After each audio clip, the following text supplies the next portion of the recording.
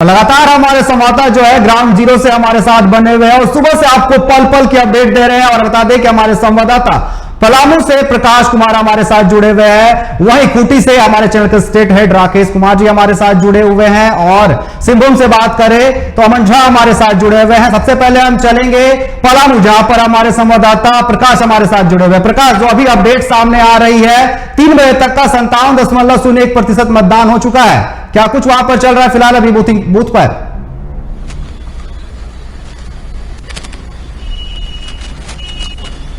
अनिकेत, सबसे पहले तो मैं आपको बता दूं कि जिस जगह मैं खड़ा हूं ये 6 मुहाना सड़क है। इस सड़क की खासियत यह है कि 1-2 सड़क नहीं बल्कि पलामू में इस चौक पर 6 सड़कें एक साथ जुड़ती है। और ये जो 6 मुहान सड़क है, इस सड़क की खासियत यह है कि ये एक तरह से एड्रेस प्रूफ भी है। कोई अगर कहीं से बाहर से आता है और आने के बाद खो जाता है तो उन्हें कहा जाता है कि आप 6 मुहाना सड़क के पास खड़े रहे, आपको वहां आदमी मिल जाएगा। तो देखिए, जिस जगह हम खड़े हैं और आज हम पलामू में हैं, तो पलामू की बात करेंगे, आज हम चुनाव की बात करेंगे। देखिए, हमने आपसे पहले ही कहा था कि जिला प्रशासन की तरफ से ये फरमान जारी किया गया था, ये वादा किया गया था कि इस बार मतदान जो है वो 67% नहीं बल्कि 80% कराया जाएगा। और जिला प्रशासन की तरफ से कई सारे यहाँ पे जो कार्य है वो किए गए। बाइक रैली निकाले गए, बच्चों के बीच गेम का आयोजन किया गया, बड़े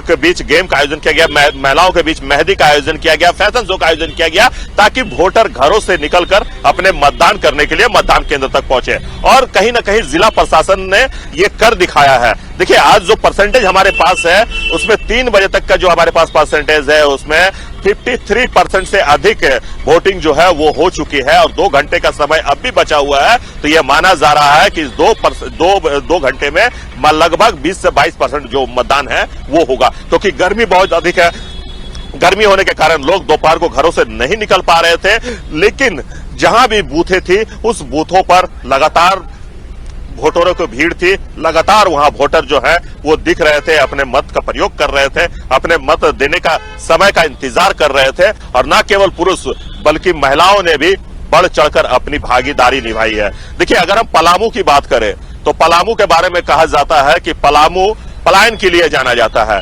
लेकिन अब यह पलामू विकास के लिए जाना जाएगा। क्योंकि जो भी युवा वोटर हैं जो मतदान करने के लिए मतदान केंद्र में पहुंच रहे हैं, उनका एक ही लक्ष्य है विकास। और वो विकास चाहते हैं, वो चाहते हैं कि हमारे लोकसभा क्षेत्र का विकास हो, हमारे पलामू का विकास हो, ताकि हमारे आने वाले भविष्य को बेहतर शिक्षा प्रदान हो सके, स्वास्थ्य सुविधा मिल सके। और इसी विकास को लेकर इन्होंने मतदान किया है और इसका रिजल्ट भी आपको सामने दिख रहा है कि काफी बढ़ चढ़कर लोगों ने इस महापर्व में अपनी भागीदारी सुनिश्चित की है। अगर प्रकाश, आपको फिलहाल मैं यहां पर अभी रोकना चाहूंगा, मैं चलूंगा खूंटी, जहां से हमारे स्टेट हेड राकेश कुमार जी हमारे साथ जुड़े हुए, उनके पास चलेंगे। राकेश जी, जिस तरीके से जो अभी ताजा अपडेट सामने आया है मतदान का, खूंटी में सबसे अधिक परसेंटेज जो है वो सामने आया है, 59.45% मतदान हो चुका है। जिस तरीके से मतदान हो रहा है, कहीं ना कहीं बदलाव के आसार नजर आ रहे हैं, वोटिंग परसेंटेज जो है वो थोड़ा सा बढ़ता हुआ दिख रहा है। देखिए अनिकेत, लगातार मैं कई इलाकों में जा रहा हूं और खास करके अभी कालामाटी के इलाके में हूं। और जिस जगह पे मैं खड़ा हूं अभी फिलहाल, आप देख सकते हैं हमारे पीछे की किस तरीके की परिस्थितियां हैं। खास करके महिलाओं की संख्या मैं शुरू से देख रहा हूं कि इस इलाके में खास करके महिलाएं काफी जागरूक हैं और सुबह से कई जगहों पे लंबी लंबी कतारें देखने को मिली है। तो फिलहाल की बातचीत की जाए तो महिलाएं अभी भी जागरूकता के साथ अपने मतों का अधिकार चाहती है और साथ साथ ये भी बात कर रही है कि आखिर किस तरीके से उनके अधिकार को देखा जाएगा। और सबसे अहम बात की जिस तरीके से आपने जिक्र किया कि वोटों का प्रतिशत काफी बेहतर बताया जा रहा है, तो कहीं न कहीं साफ तौर पे लगता है कि इस वोटों के प्रतिशत के बढ़ने के बाद से कई तरह की चीजें सामने आ रही है, राजनीतिक दृष्टिकोण से भी और लोगों की जागरूकता, लोगों की रुझान वोटरों के प्रति कहीं न कहीं एक बार भरोसा।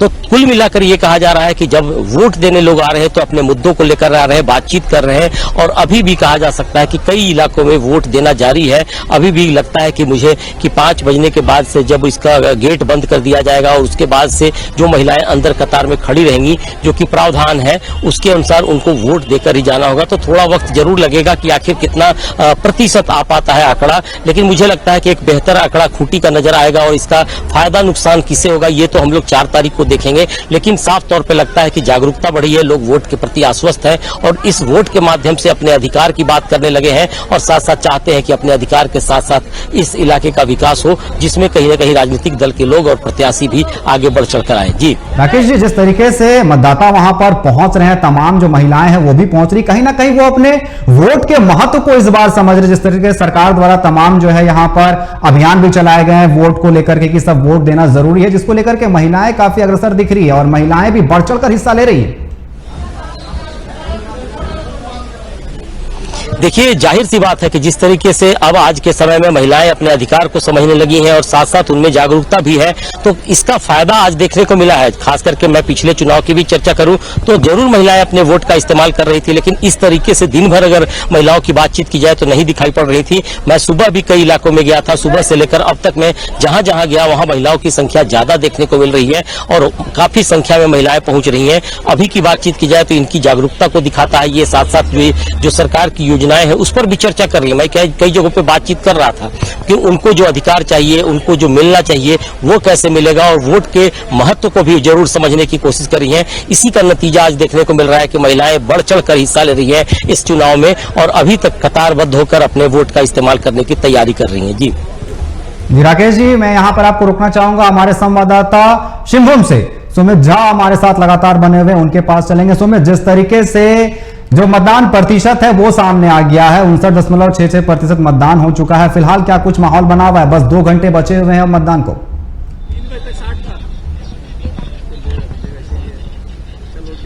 जी अनिकेत, आपको बता दूं कि इस वक्त हम आदित्यपुर क्षेत्र में है जो सिंहभूम संसदीय क्षेत्र का है और न्यू कॉलोनी उच्चक्रमित विद्यालय में जो बूथ है यहाँ कुल आप देख सकते हैं 115 से लेकर के 122 यानी कुल 8 बूथ यहाँ है और इस बूथ की सबसे बेहतरीन तस्वीर, सबसे अच्छी तस्वीर और लोकतंत्र के महापर्व की सबसे बेहतरीन तस्वीर आपको इस बूथ के मुख्य द्वार यानी गेट से ही आपको दिखाने का प्रयास करूंगा।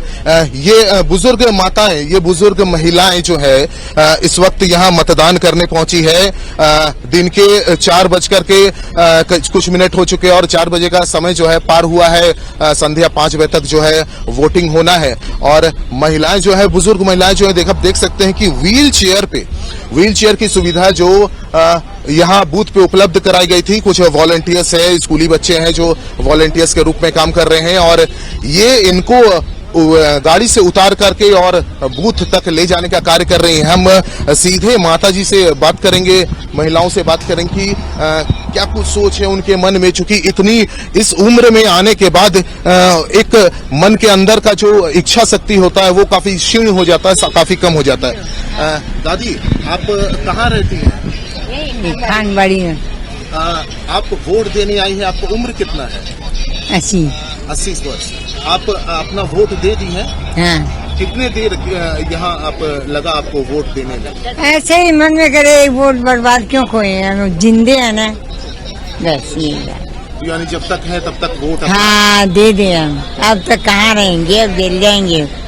देखिए, माताओं का माने तो, बुजुर्ग महिलाओं का माने तो जब तक उनके अनुसार कि ये है कि जब तक वो है तब तक अपना वोट, एक भी वोट बर्बाद नहीं करेंगी। एक और बुजुर्ग महिला हमारे साथ में। आप कहाँ रहती हैं? यार इनके घर के सामने। आप कितनी देर से आई हैं वोट देने के लिए? वोट आपने दे दिया है?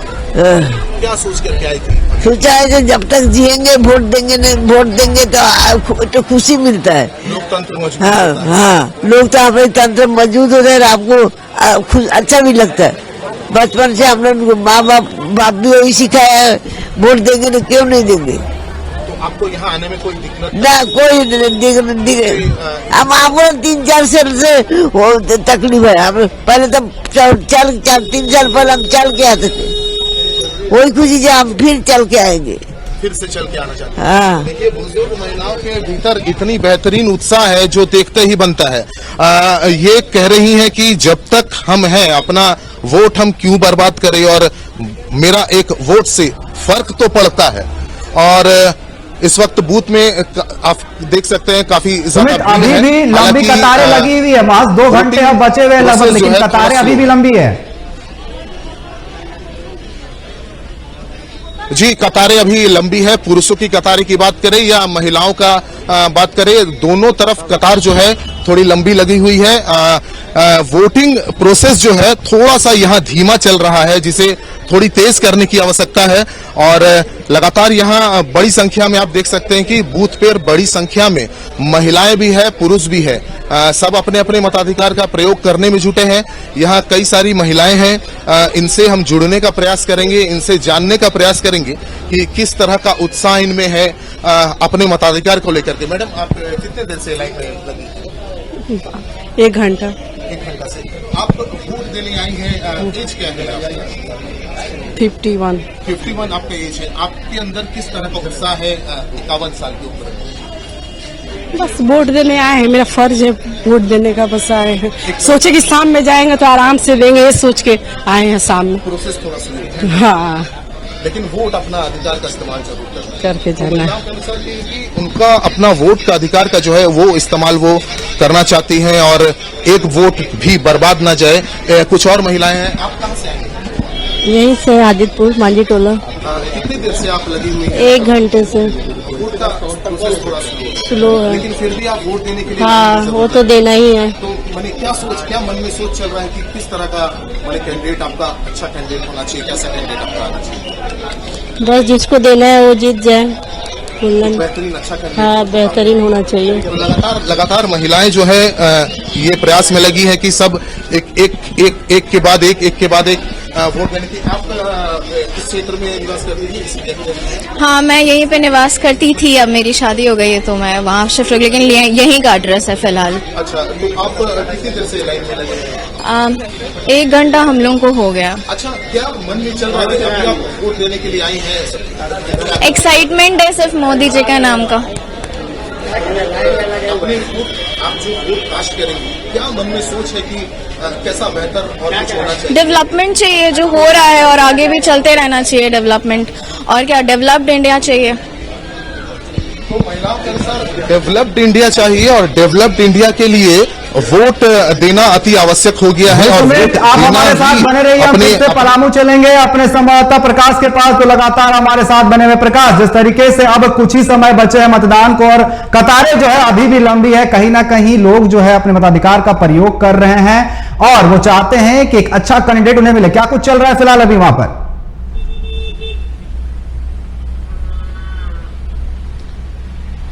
देखिए अनिकेत, मैं आपको बता दूं कि महज अब 1 घंटे का समय बचा हुआ है और 1 घंटे में लगभग यह अनुमान लगाया जा रहा है कि 10 से 12% की जो वोटिंग है वो होनी है। क्योंकि किसी भी आप बूथ पे चले जाएं, हर बूथ पर आपको वोटर नजर आ जाएंगे, हर बूथ पर आपको वोटर अपना वोट का इंतजार करते हुए नजर आ जाएंगे, क्योंकि काफी लंबी लाइनें कुछ बूथों पर तो दिखने को मिल रही है।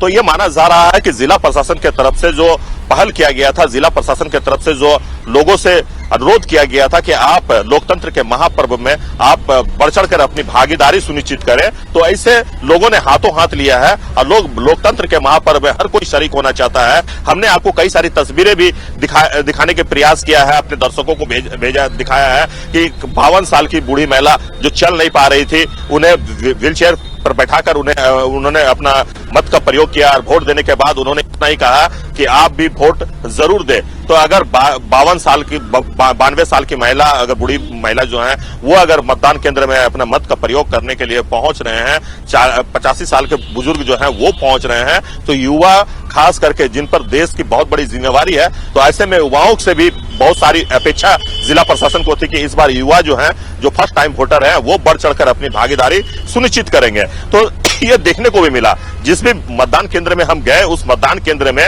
हमें नए युवा वोटर नजर आए और उनका एक ही ये था कि हमने वोट विकास पर देना है, क्योंकि वो विकास चाहते हैं। उन सभी युवा वोटरों का ये कहना था कि हमारे गार्जियन जो हमें विकास की बात करते थे, उस विकास को हम लोग देखना चाहते हैं। हम पलामू का विकास देखना चाहते हैं, हम पलामू लोकसभा का विकास देखना चाहते हैं, क्योंकि अगर विकास अगर पलामू होगा तो यहां से पलायन की जो समस्या है वो दूर हो जाएगी। देखिए, पलामू की अगर बात करें तो कई सारे मुद्दे हैं। मुद्दे में अगर हम बात करें तो पानी की समस्या यहां सबसे बड़ा समस्या पलामू का है, क्योंकि कई बार योजनाएं बनाई गई लेकिन वो उन योजनाओं को धरातल पे नहीं उतारा गया, और यही कारण है कि पानी की समस्या आज भी जस की तस बनी हुई है। अगर हम रोजगार की बात करें तो रोजगार भी रोजगार की कमी के कारण पलायन जो है वो काफी अधिक पलामू में होता है, और इसलिए पलामू को पलायन का शहर भी कहा जाता है, पलायन का एक जगह भी पलामू कहा जाता है। तो देखिए, कई सारे मुद्दे हैं, लेकिन इन सभी मुद्दे के बीच अगर हम बात करें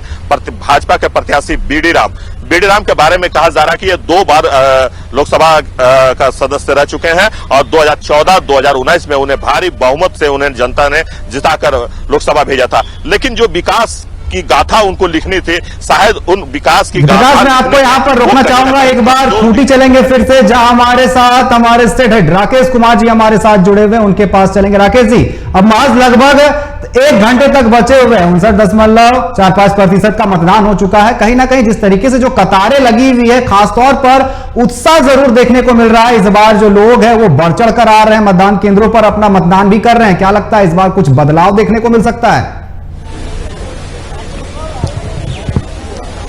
देखिए निकेत, आप जिस तरीके से जिक्र कर रहे हैं कि लोगों का उत्साह है, निश्चित तौर पे देखा जा सकता है कि उत्साह है, क्योंकि अब से चंद घंटे ही बचे हैं, खास करके कुछ ही समय बचा है अब मतदान के क्लोज होने का। इसके बावजूद मुझे लगता है कि कम से कम अभी 1-1.5 घंटा यहाँ पे लग सकता है। तो इसके बाद जो प्रावधान है, मुझे जो जानकारी मिल पा रही है कि सबसे पहले गेट को बंद कर दिया जाएगा, उसके बाद से जो लोग कतारबद्ध होंगे उनको भी शायद वोट दिलाने की कोशिश कराई जाएगी। तो साफ तौर पे लगता है कि अभी की बातचीत की जाए तो उत्साह तो देखने को मिल ही रहा है, और इलाके में अभी भी कहा जा रहा है लोग पहुंच रहे हैं, धीरे धीरे अभी भी मतदान का काम चल रहा है। और मैं देख रहा हूं फिलहाल की मतदान की तेज कराने की कोशिश कराई जा रही है, और साफ तौर पे जो अधिकारी है यहाँ के, उनकी कोशिश है कि समय पे सारी चीजें करा ली जाए, क्योंकि ये जो इलाका होता है, खास करके कई ऐसे इलाके हैं जहाँ नक्सल प्रभावित इलाके हैं, तो नियम के अनुसार इन सारे इलाकों में अभी भी कहा जा सकता है कि जल्द से जल्द बेहतर तरीके से मतदान कैसे हो, इसका ध्यान रखा जा रहा है। और अभी की बातचीत की जाए तो मतदान की प्रक्रिया जारी है, थोड़ी देर में पता चल पाएगा कि कुल कितना प्रतिशत होता है, लेकिन जिस तरीके से वोटों के प्रतिशत के आंकड़े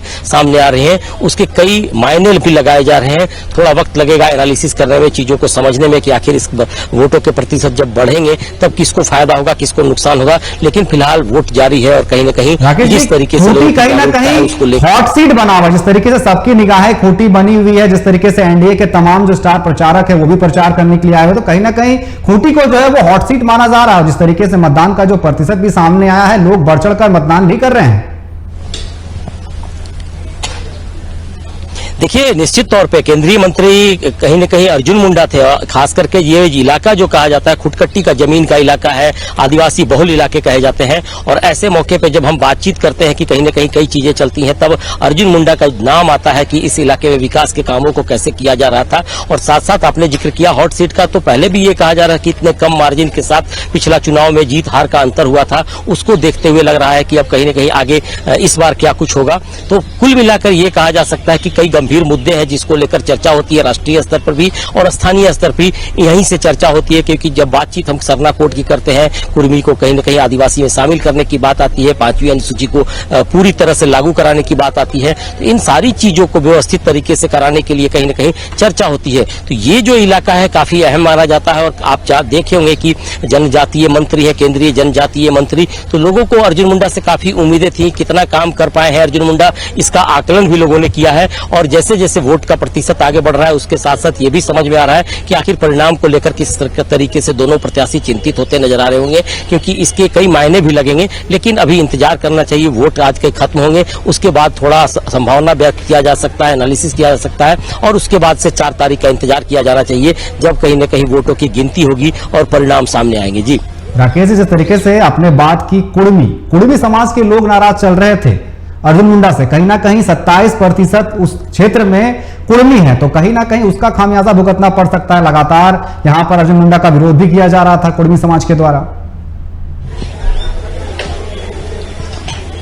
देखिए, मैं 2-3 दिन पहले भी यहाँ आया था और इस इलाके में जाकर लोगों से बातचीत की थी, जानने की कोशिश की थी कि आखिर क्या कुछ परिस्थितियां चल रही हैं। तो केंद्रीय स्तर पे जिन चीजों का जिक्र किया जा रहा था उसमें कई मुद्दे जरूर शामिल होते दिखाई पड़ रहे थे और उसको लेकर अर्जुन मुंडा से उनकी बातचीत भी हो रही थी। उसके अगुआ, खास करके कुर्मी का जिक्र किया आपने, तो उसके अगुआ जो लोग हैं उनकी तरफ से बातचीत की जा रही थी। तो ये मामला जमीनी स्तर पर किस तरीके से देखा जाएगा तो ये तो पूरी तरह से नहीं पता चल पा रहा है, लेकिन कहीं न कहीं अर्जुन मुंडा की कोशिश थी कि तमाम जो बड़े मुद्दे हैं उसको इस बार कहीं न कहीं सॉल्व करने की कोशिश की जाएगी। और सबसे अहम जो मुद्दा था वो था सर्रा कोड का मामला, जिसको लेकर अभी भी असमंजस बनी हुई है। तमाम राजनीतिक दल के लोग अभी हुई उहापोह की स्थिति में है कि आखिर इस सर्रा कोड को क्यों, कैसे लागू कराया जा सकेगा। बीजेपी इसके पीछे कई तर्क और तथ्य देती है कि इसको लागू कराने में काफी परेशानी हो सकती है। वहीं कहा जा सकता है गठबंधन दल के नेता भी दावे करते हैं कि इसको लागू कराया जाएगा, लेकिन अपने मैनिफेस्टो में इसका जिक्र नहीं करते हैं, जिसको लेकर संशय की स्थिति बनी हुई है। तो राजनीतिक दृष्टिकोण से अभी कुछ कहना संभव नहीं होगा, लेकिन ये आदिवासी बेल्ट माना जाता है। 5वीं अनुसूची की बात आती है, मैं बार बार 5वीं अनुसूची इसलिए कहता हूं कि आदिवासियों की पूरी तरह से विकास को लेकर के उनकी जो परंपरा है, उनकी जो तमाम जो धर्म है, उन सारी चीजों को लेकर के 5वीं अनुसूची में उनके अधिकार दिए गए हैं, उसको लागू कराने की बात आती है, तब चर्चा होती है और कहीं न कहीं इस चुनाव में इसका भी जिक्र किया जा रहा है। जी राकेश जी, अब हम चलेंगे अपने संवाददाता शिंबुम, जहां से हमारे साथ सुमित झा हमारे साथ लगे बने हुए हैं। सुमित, अब कुछ ही समय बचे हुए मतदान को और जिस तरीके से कतारें हैं वो काफी लंबी दिख रही है। कहीं ना कहीं लोग जो है इस भरी गर्मी में भी पहुंच रहे हैं, अब शाम होने को है और कुछ ही वक्त बचा हुआ है।